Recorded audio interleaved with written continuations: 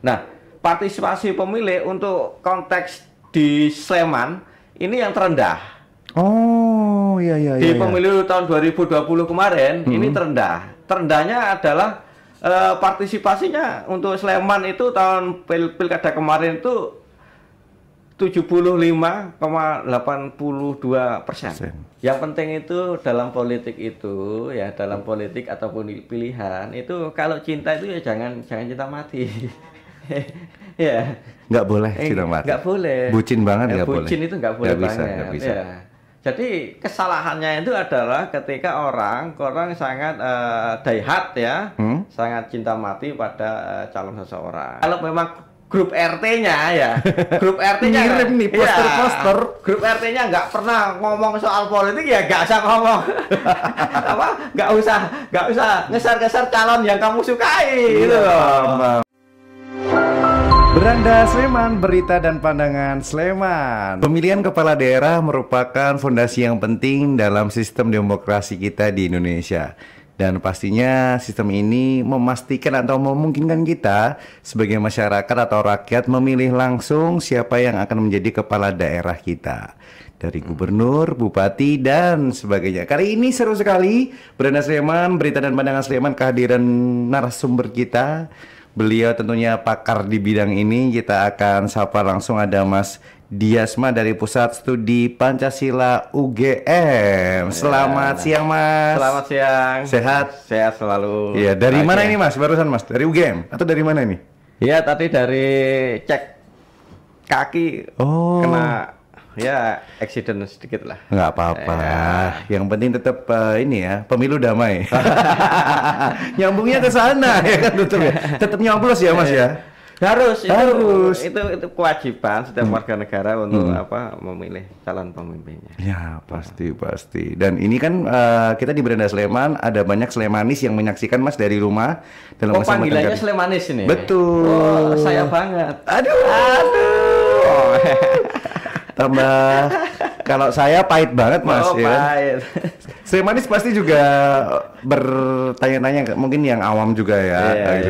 Sebenarnya pilkada itu apa sih? Pemilihan kepala daerah itu bedanya apa dengan pemilu kemarin sih? Kan kemarin habis gembor-gembor pemilu kita. Kok tiba-tiba di tahun ini kita akan ada pilkada? Mungkin dari Mas Diasma boleh dijelasin dulu nih ke teman-teman. Menurut pandangannya Mas Diasma biar secara gampang menggait orang-orang milenial nih. Oke, cerna ya. Oke. Teman-teman, yang jelas kita sudah melewati yang namanya pemilu serentak tahun bulan Februari kemarin. Itu dimana pemilu itu melibatkan semua perwakilan rakyat dan ditambah lagi dengan presiden. Dan itu adalah pemilu yang masuk dalam sejarah politik di Indonesia. Susah untuk menyelenggarakan pemilu dari presiden, DPD, DPR RI, provinsi dan kabupaten dilaksanakan dalam serentak. Nah, ini dalam memilih dalam konteks yang tingkat nasional pemilu. Dan kemudian apakah kemungkinan terus kepala daerah itu bisa diartikan adalah bupati, gubernur, ya, wali kota. Nah, itu adalah kepala daerah. Nah, itulah ke depan bulan November itu adalah pelaksanaan pemilu serentak, khususnya pilkada yang kita sebut dengan pilkada. Di Indonesia ya, Mas? Di seluruh Indonesia. Di seluruh Indonesia.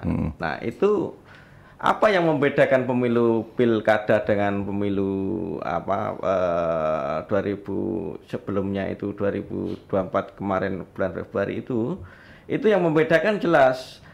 Pilkada itu yang berhubungan langsung ya, berhubungan langsung dengan rakyat. Kalau presiden ya sampai mau ada apa-apa nggak ngerti ya. Jadi kesenjangannya selalu jauh karena presiden ini bicara soal makro keindonesiaan. Nah kalau pilkada itu lebih ke yang lebih kecil, apa? Yang berhubungan dengan kehidupan kita sehari-hari. Bersinggungan dalam kehidupan kita sehari-hari. Karena apa? Hubungannya sangat dekat. Seperti apa? Rakyat dengan pimpinan yang kalau di kabupaten ya dengan bupati. Kalau di kota dengan wali kotanya. Nah, disinilah hubungan yang sangat dekat, inilah yang sangat penting karena apa? Menyangkut langsung kehidupan masyarakat di kabupaten ataupun kota setempat. Ya, ini yang membedakan apa skup wilayah dan tanggung jawabnya dan sentuhan langsung kepada kalau dalam bahasa umumnya konstituen, tapi dalam kondisi bahasa kita ya yang bersentuhan dengan rakyat lah, itu yang paling. Maka kita juga ingin mengharapkan bahwa apa? Karena pilkada itu berhubungan langsung dengan kepentingan saya, ya. Dan Slemanis ini ya, semua berkepentingan untuk kebutuhan misalkan saya untuk akses kesehatan, akses pendidikan, akses infrastruktur, ya itu kan berhubungan dengan kehidupan keseharian dan keamanan dan seterusnya. Oke. Ini kita bisa hotline dengan pimpinan-pimpinan di kepala daerah yang ada di sekitar kita. Nah, kasus kemarin di Sumatera yang viral itu karena apa? Ketidakmampuan kepala daerah dalam mengakses infrastruktur yang viral kemarin. Jalan Mas, apa ya? Jalan. Oke, iya yang betul, cewek yang pakai baju hitam itu. Tahu.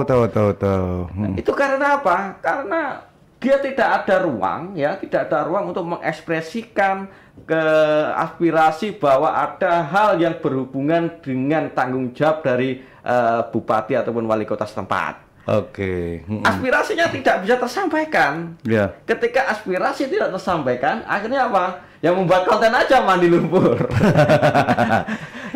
Nah itu cara-cara untuk menarik perhatian, agar aspirasi masyarakat itu bisa diterima ya, didengar oleh kepala daerah setempat.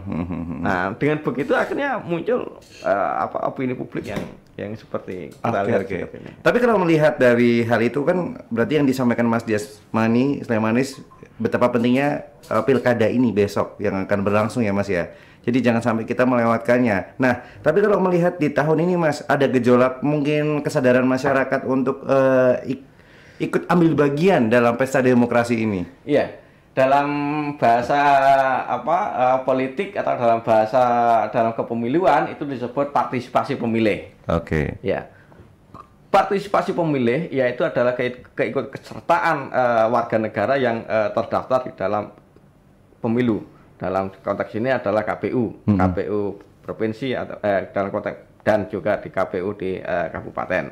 Nah, partisipasi pemilih untuk konteks di Sleman ini yang terendah. Di pemilu tahun 2020 kemarin ini terendah. Terendahnya adalah partisipasinya untuk Sleman itu tahun pilkada kemarin itu 75,82%. Sedangkan kabupaten lainnya seperti Bantul, Gunung Kidul ya itu di atas 80-an. Iya. Karena apa Mas? Kira-kira kayak gini nih? Ya, karena kesadaran politik.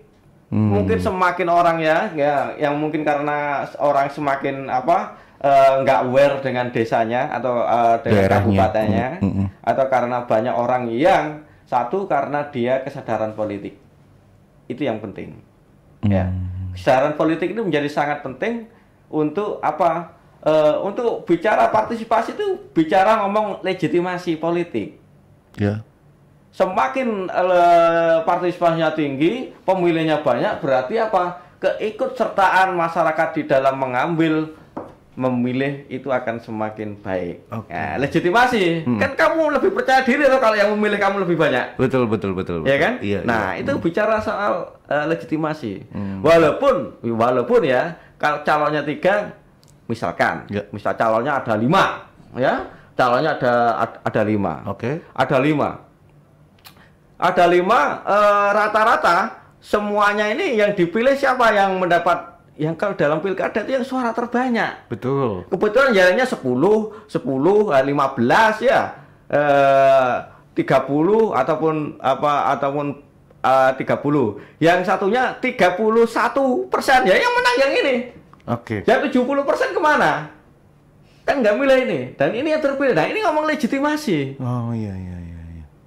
Berarti yang memilih saudara bupati itu adalah akhirnya dia menjadi bupati yang mungkin tidak percaya diri. Karena ada ini Iya. sisanya 70% tadi Ya, kemana? karena sisanya kan terbagi. Iya, betul-betul. Di beberapa Nah, jadi nomor partisipasi pemilih itu menjadi sangat penting untuk bicara soal legitimasi politik. Oke. Mm-mm. Ya, politik ya bicara soal legitimasi. Iya. Walaupun ada orang yang nggak peduli juga ya. Yang penting apa? Yang penting dapat suara terbanyak, berapapun persennya, nggak penting. Oke, tapi kalau melihat dari sisi pemilih dari data tadi katanya paling sedikit ya Mas ya? Iya. Itu mungkin karena banyak pendatang atau enggak gitu ya Mas? Ada hubungannya Kalau nggak? pendatang itu tidak punya hak untuk memilih dia Iya. memilihnya ya di kabupaten KTP. Siapa tahu dia pindah ke sini, ya kan? Pendatang terus melegalkan diri pindah gitu loh. Bisa juga kan Mas? Ya boleh, dia harus pindah KTP dan itu butuh proses. Iya, ya butuh kan? proses. Oke, Karena oke. pilkada itu basisnya adalah KTP. Iya, oke. Kamu KTP-nya, saya KTP-nya di Gampeng, ya saya pilkada di Sleman. Iya. Ya. Saya mau karena Pak D saya nyalon di bupati wali kota-kota, aku tak pindah ke sana, ya boleh, tapi jauh-jauh hari. Sudah direncanakan. Sudah direncanakan. Terplanning. Misalkan seperti itu ya. Ya, kalau Oke. niat. Nah, jadi partisipasi itu yang pertama adalah ketidakpedulian masyarakat. Ya. Terus yang kedua karena yang memang kesibukannya mereka ya karena ketidakpedulian ini bisa karena pekerjaan ya, karena mungkin merantau, karena apa ya. Dan ini makanya kan di dalam pilkada untuk menarik itu kan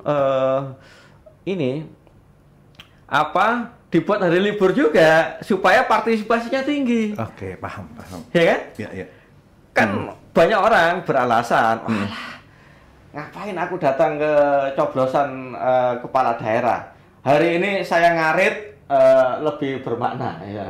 Saya jadi kuli, jadi buruh atau bekerja, saya dapat uang minimal 100.000 per hari. Iya. Ya kan? Betul. Ketika saya datang nyoblos nanti saya nggak kerja dong. Iya, betul.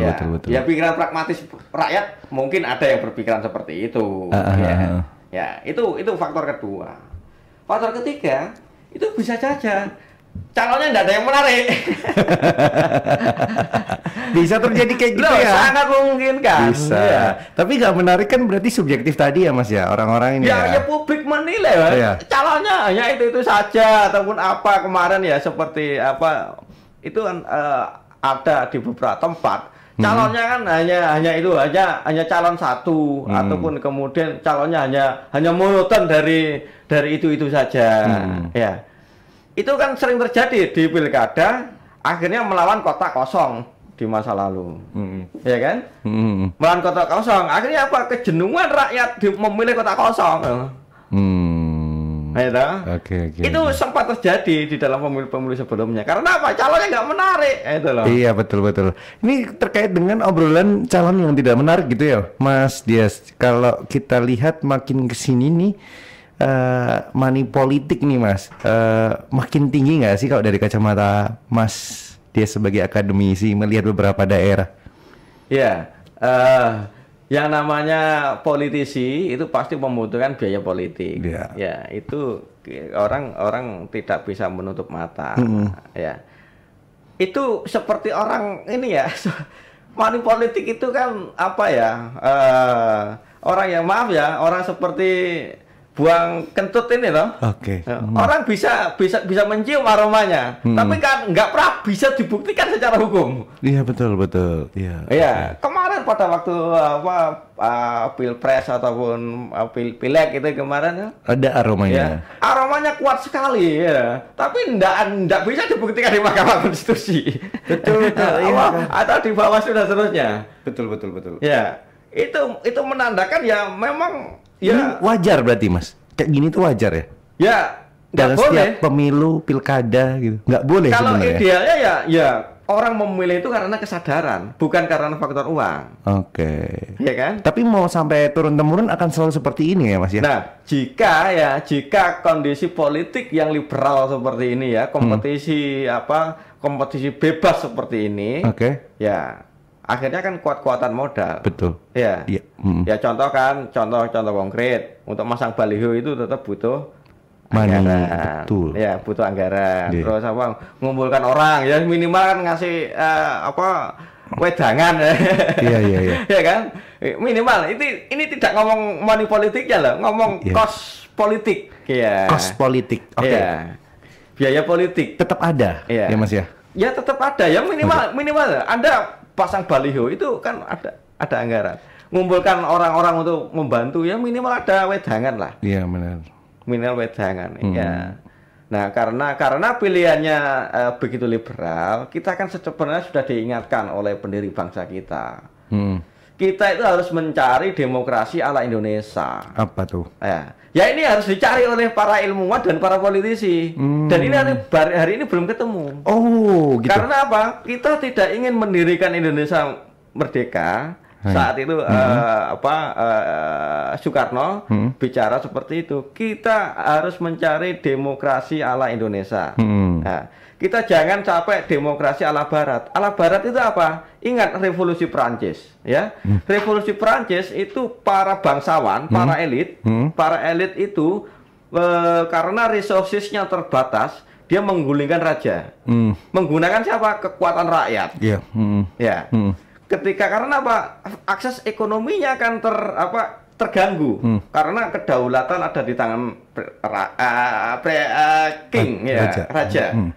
Maka para lord, para bangsawan itu kan memberontak dalam konteks bersama ngajak rakyat untuk menjunggilkan yang namanya raja. Oke. Ketika raja sudah berganti, nah, kan butuh perwakilan itu yang duduk-duduk di atas, ya kan? Nah, rakyat mau duduk di parlemen, mau jadi wali kota atau menjadi oh jangan dulu.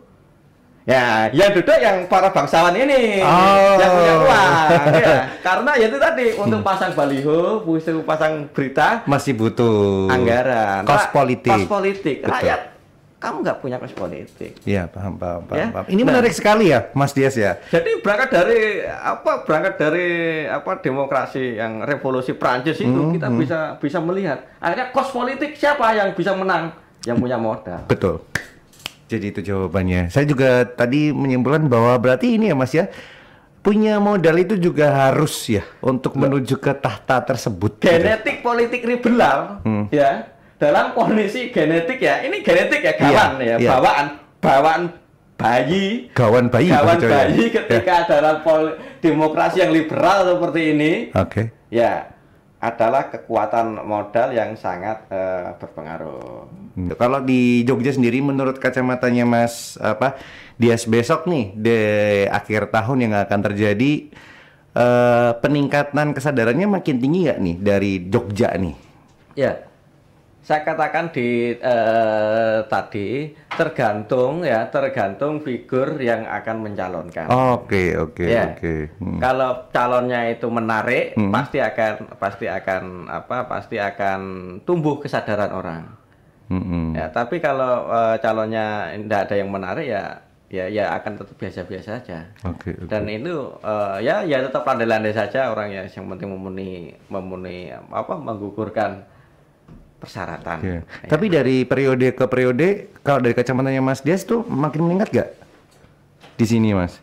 Makin banyak ya Mas ya yang milih ya? Kalau Jogja itu kalau dibandingkan dengan Kabupaten DIY ya secara keseluruhan itu ya partisipasinya itu memang di atas 70% lah. Ya itu sebenarnya sudah kategori baik. Ya. Nah. Ini tapi kita kan melihatnya dalam konteks wilayah DIY dulu. Betul. Ya, Sleman ini harus mendapat perhatian yang serius di dalam konteks bagaimana agar benar-benar saya itu merasa memiliki bahwa pilkada ini penting untuk seminimal untuk daerah saya khususnya di Kabupaten Sleman ini. Benar. Jadi teman-teman yang di Sleman ini, Slemanis juga harus besok nih sudah nonton podcast ini, pilih ya Mas ya, ikut harus dong. Siapapun siapapun nanti siapapun yang akan mencalonkan itu wajib. Oh, itu hak ya, hak kita kan. Anda kapan dikasih hak oleh negara? kecuali saat salah satunya adalah di dalam pemilu Oke, atau dalam pilkada. Oke. Tapi bagaimana kita bisa membuat masyarakat ini tertarik ya untuk memilih calon gitu Mas?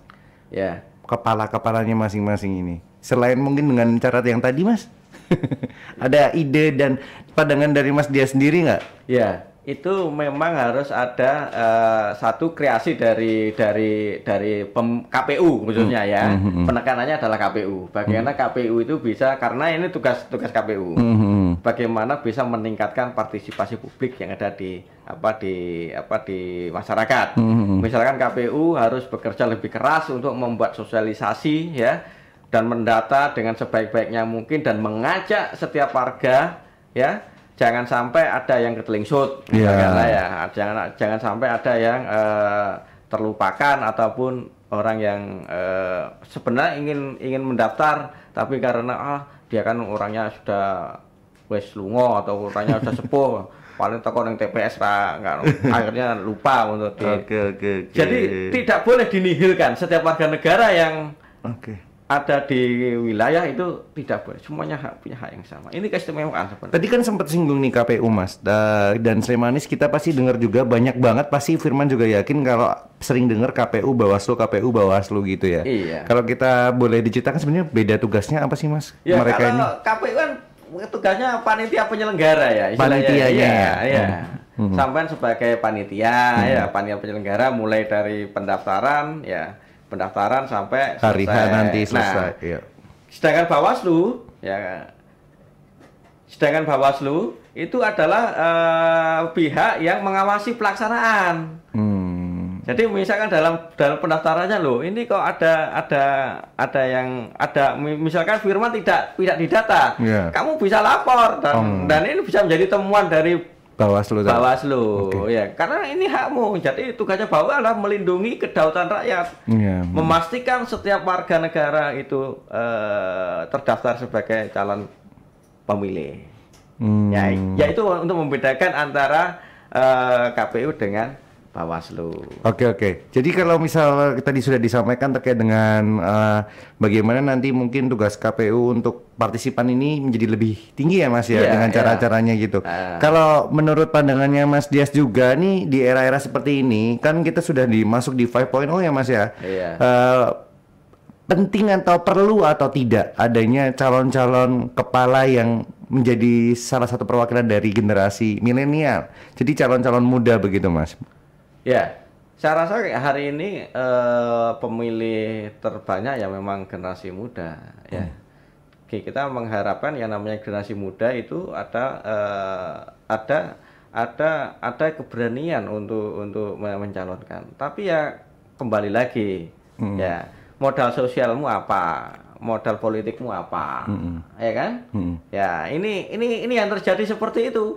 Kalau hanya kamu orang yang biasa-biasa aja, seperti tadi, ya, beda dengan Firman anaknya tokoh, ya, anaknya tokoh. Pasti kamu sudah punya modal sosial, modal politik, modal kapital dan modal sesuatu. Dan inilah efek daripada demokrasi liberal, ya. Orang tidak setara akhirnya. Orang tidak setara. Firman anaknya konglomerat dan dengan Diasma anaknya seorang guru. Disuruh tarung bareng, menang mana? Iya beda ya Mas ya. Ya pasti beda. Betul. Ya, nah ini akan menjadi hambatan bagi generasi milenial atau generasi muda di dalam kontestasi politik. Kecuali dia sudah punya modal sosial yang tinggi. Modal sosial itu bisa artikan karena mungkin kekerabatannya besar ya. Karena bapaknya pejabat. Punya ini ya, Mas, punya apa ya, background dan kekuatan ini ya Mas ya. Intinya balungan gede lah bahasa. Bukan balungan kere ya Mas. Itu balungan kere. Itu judul lagu.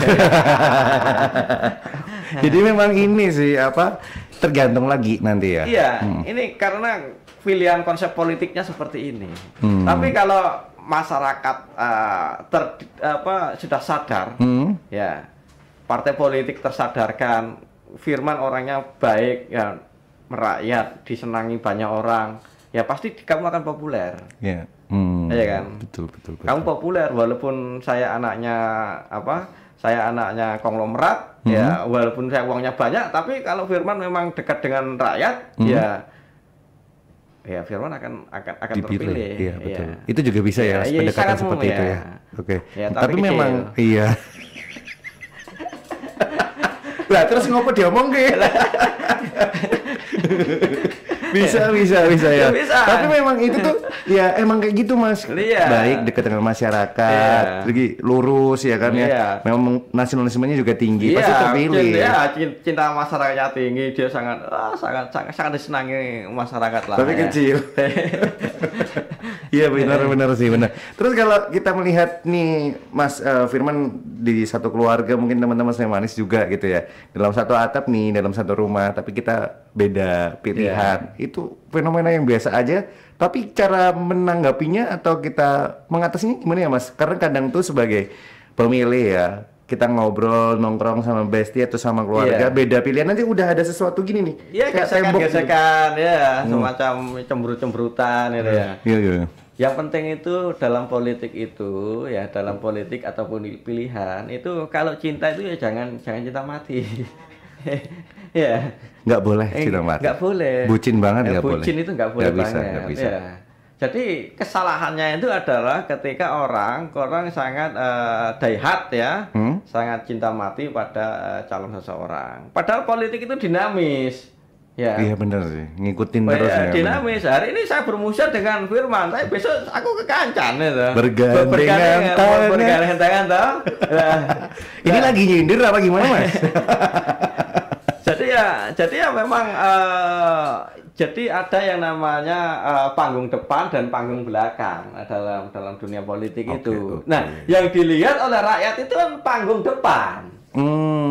Ya, panggung depan salah dia semua dengan Firman itu seolah musuhan terus. Ya. Padahal ini mau hanya 5 tahunan. Lah sedangkan saya punya kakak, punya adik, ya punya bapak, punya ibu, ya. Nah ini kan hubungan saya selamanya ini. Atau saya bertetangga, rumah tetangga saya nggak mungkin pindah dalam 5 tahun ke depan. Kan tidak mungkin. Tapi artinya iya sih, ada sesuatu hal yang sangat disayangkan jika kita memaknai politik itu adalah soal ya cinta buta itu tadilah ya. Butuh kedewasaan berpolitik. Nah ini yang saya sebut dengan tadi adalah pentingnya adalah pendidikan politik. Ya. Nah ini Mas, kalau yang terjadi mungkin di daerahnya Firman ya Mas ya, nggak sebut daerahnya mana sih, tapi kayak kedewasaan berpolitik kan hasil dari bagaimana pendidikan politik tadi dilakukan di rumah gitu ya. Menurut Firman juga mungkin teman-teman masih sedikit literasinya terkait dengan hal-hal politik kayak gini. Jadi yang sebaiknya kita mungkin sebagai masyarakat rakyat kecil gini lebih validasinya dengan cara apa ya Mas ya, supaya nggak salah. Gitu. Iya. Yang pertama itu ya pendidikan politik. Ya ini hari ini adalah pendidikan politik kalau saya artikan ya. Karena apa, kita memberikan hal-hal yang kepada masyarakat, pengetahuan kepada masyarakat. Itu pendidikan politik. Nah, bagaimana untuk memfasilitasinya? Nah, hari ini jika kita berseberangan dengan orang tua mungkin ya, dengan anak ataupun dengan saudara atau lebih-lebih dengan teman kerja, tetangga dan seterusnya. Ya itu kan hari ini kan setiap orang kan pasti punya handphone ya. Orang punya handphone, smartphone dan itu bagaimana digunakan dengan secara bijak. Kalau memang grup RT-nya ya, grup RT-nya ngirim nih poster-poster. Grup RT-nya nggak pernah ngomong soal politik ya nggak usah ngomong. Nggak usah ngeser-ngeser calon yang kamu sukai gitu loh. Iya, menghargai ya Mas ya. Nah iya, nanti akhirnya jadi omongan. Sering terjadi di kota-kota besar.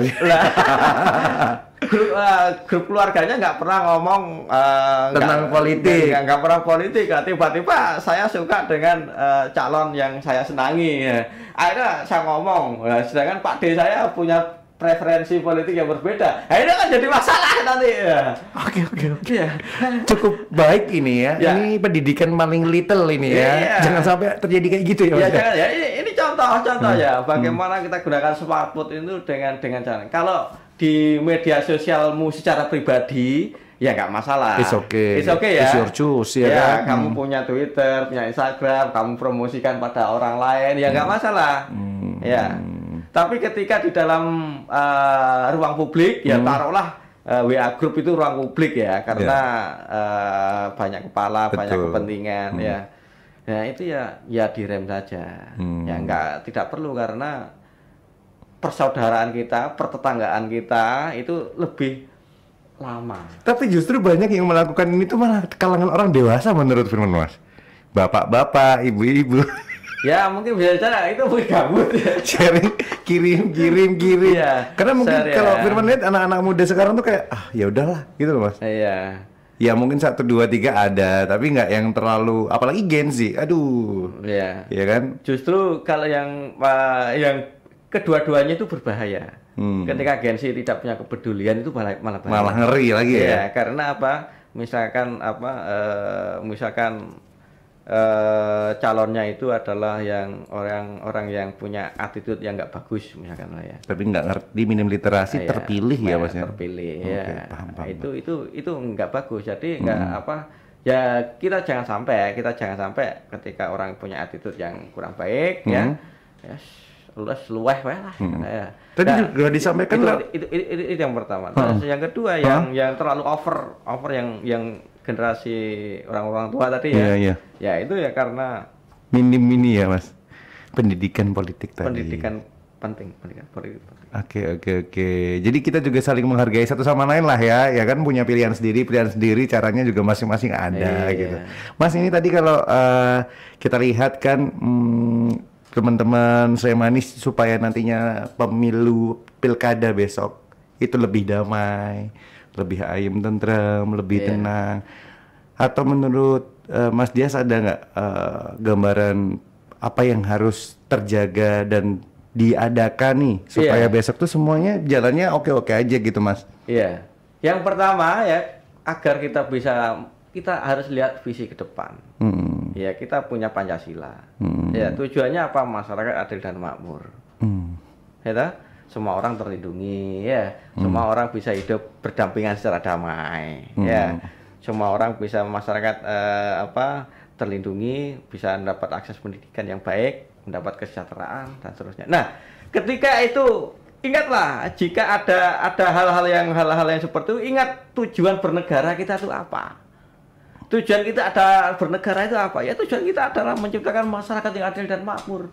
Ya, bagaimana Pancasila mengkerangkai itu semua dan diturunkan di dalam konteks kehidupan. Jadi di dalam pilkada berarti apa? Walaupun Mas Firman mungkin calon, Diasma calon, ya, si Suto calon, semua calon. Nah, kita harus melihat ke depan. Apa? Semua orang itu bertujuan adalah apa? Untuk mewujudkan masyarakat yang adil dan makmur itu tadi. Masyarakat terlindungi, ya. Cara melihat itunya gimana sih, Mas? Sebenarnya kan kalau kita melihat visi dan misi, mereka kan kayak punya visi dan misi masing-masing ya, Mas ya? Kayak itu. Cuma menganalisa tepatnya itu loh yang agak susah, Mas, biasanya. Ya, lihatlah isu-isu yang dibawa. Apakah isu-isu itu akan membawa isu-isu yang membawa perpecahan, ya? Atau yang sara? Atau isu-isu yang hanya untuk menguntungkan sekelompok orang atau sekelompok agama, ya. Lihatlah isu-isu yang dibawa, dari situ bisa tercermin bagaimana dia akan menjalankan pemerintahan ke depan. Pertimbangan historikal penting nggak? Ya, itu bagian daripada track record, ya kan? Ya, misalkan wah ini ya saya menggunakan sentimen, wah yang penting Jawa sentris, nah, ini menjadi persoalan kalau bicara soal keindonesiaan, ya toh? Iya benar-benar. Nah ini akan membawa soal yang penting sekarang apa suku, agama, ya sara itulah. Nah ini penting untuk merawat yang namanya merawat keindonesiaan. Jadi bagaimana kabupaten ataupun provinsi kota itu harus bisa lebih, visinya jangan ditonjolkan. Memang dengan cara campaign ya, dengan cara menekankan karena konstituennya di sini banyak orang Jawa, ya udah saya Jawa sentris. Nah, itu demokrasinya akan enggak sehat. Betul. Iya. Ya, mengedepankan karena suatu agama. Iya. Dan menihilkan agama lainnya, itu pasti demokrasinya nggak sehat. Nggak sehat. Oke. Jadi udah punya gambaran nih sama Anies mungkin ya. Barangkali besok akan ada seorang calon gitu ya Mas ya.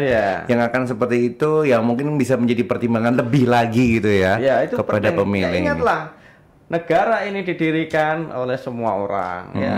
Semua orang mendapat kesempatan yang sama, hak yang sama, ya perlindungan yang sama. Itu yang dirumuskan oleh pendiri bangsa kita.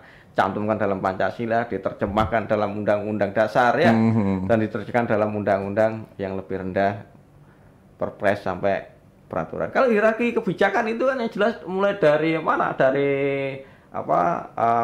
MPR, Pancasila sampai peraturan bupati kan nanti, Perda. Nah itu produknya kan itu harusnya menjadi pencerminan daripada aktualisasi nilai-nilai Pancasila. Yang paling rendah siapa? Ya bupati. Nah bupati ini memiliki konsekuensi yang sangat penting dalam pencerminan kehidupan bernegara yang namanya Republik Indonesia ini. Makanya besok pilkada ini Slemanis harus benar-benar punya pilihan yang tepat, yang sesuai ya Mas ya. Kita ketahui visi misi seperti tadi ada ide dan tips dari Mas Dias untuk Slemanis. Nah ini Mas, last but not least, kita nggak ngerasa kalau tinggal beberapa menit gitu ya. Ada yang mungkin disampaikan dari Mas Dias untuk seluruh Slemanis yang menyaksikan kali ini? Jadi buat warga Sleman tercinta dan juga semua warga yang ada di negara Republik Indonesia, khususnya Slemanis ini ya, pilkada itu sangat dekat dengan kita. Ya, kita harus berpartisipasi. Kalau kita tidak berpartisipasi, itu akan membangun yang namanya krisis legitimasi. Ketika krisis legitimasi, artinya akan muncul ketidakpercayaan. Ketika ketidakpercayaan, yang terjadi adalah konflik. Ya, ketika konflik, yang terjadi apa? Dengan tetangganya konflik, dengan orangnya. Akhirnya apa? Yang repot kita sendiri. Ya, betul. Ya, contoh di negara lain, ya. Konflik, akhirnya apa? Anak mau sekolah itu nggak bisa, ya. Mau berobat itu juga rumah sakit dibom ataupun kena kerusuhan. Kita mau bekerja juga nggak nyaman dan seterusnya. Maka marilah kita bersama-sama hadir ketika nanti di pilkada, apapun tuh kita hanya butuh waktu nyobrosnya paling hanya 1 detik ya, mungkin hanya antriannya ya. Itu tergantung bagaimana kita teknis lah ya itu, tapi luangkanlah waktu walaupun itu hanya sebentar, minimal kita membangun masyarakat kita untuk membangun legitimasi kekuatan bahwa kita menjadi andil di dalam membangun tatanan kehidupan di daerah kita yang kita cintai. Kita di sini lahir, kita di sini besar, kita di sini bekerja, kita nanti di sini bertumbuh kembang, punya anak, punya cucu, dan nanti kita di sinilah kita juga mungkin nanti akan mati dan kubur. Rasa nasionalisme wujudkanlah dengan cara ikut pilkada besok. Ikut pilkada dengan sangat pasti. Ya. Jadi luar biasa sekali hari ini Slemanis kita dapatkan banyak insight baik dari Mas Dias. Tentunya nanti jangan lupa buat kita bareng-bareng ya semarakan pilkada kita dengan ayam, tentrem dan damai. Begitu ya Mas Dias ya. Betul. Mas Dias terima kasih untuk kebersamaan kita kali ini. Sukses selalu untuk sukses juga kesehatannya. Mas. Salaman dulu Mas. Iya, saya mau punya pantun kali ini boleh ya buat tutup kali ini ya. Lambang negara kita burung Garuda. Acaka. Mari kita sukseskan pilkada.